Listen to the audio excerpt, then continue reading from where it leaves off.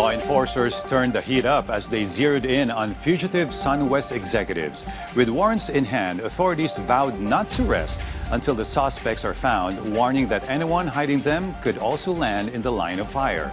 Patrick De Jesus tells us more. More than 100 operatives of the PNP CIDG and the National Bureau of Investigation or NBI went to a hotel in Pasay City on Friday morning.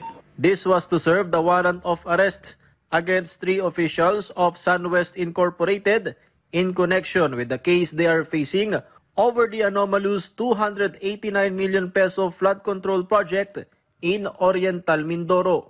SunWest is reportedly a subsidiary of the said hotel, where the subjects of the warrant were allegedly being hidden and made to pose as employees.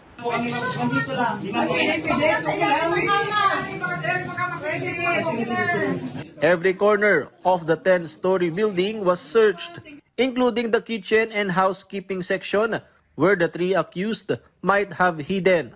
But after an hour, they were not found and the arrest warrant could not be served. Despite this, authorities say they will not stop until they are tracked down, including other individuals who also have warrants. Hindi lang naman ito yung tinitingnan namin na pwede nilang pagtaguan. Lahat ng properties na involved yung SunWest, we will go there. May it be buildings, may it be residential, may it be a subdivision, kahit saan po yan, we will exert effort to locate them.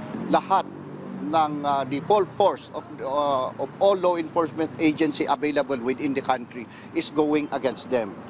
So kahit pa magtago sila, it will not take long. The full arm length of the law will catch up to them. CIDG also insisted that the deployment earlier was not an overkill for the operation. So this goes through with sa lahat ng susunod na mga operations. Lalong-lalo na by December siguro we are expecting sunod-sunod yung labas ng mga warrant of arrest. As of now, 7 remain at large among those with arrest warrants, including former Representative Saldico. Authorities also warned those cuddling the wanted individuals. Pag nakuha namin yan within sa iyong control, ay kakasuhan ka namin. Ayaw namin na humantong kayo sa ganon. Much more you cooperate. Kayo na mismo ang magsabi kung saan sila and we will be there. Open ang linya ng CIDG and other all law enforcement agencies para sa information. And we will be treating it as confidential kung sino man kayo. Patrick De Jesus from the National TV Network for a New and Better Philippines.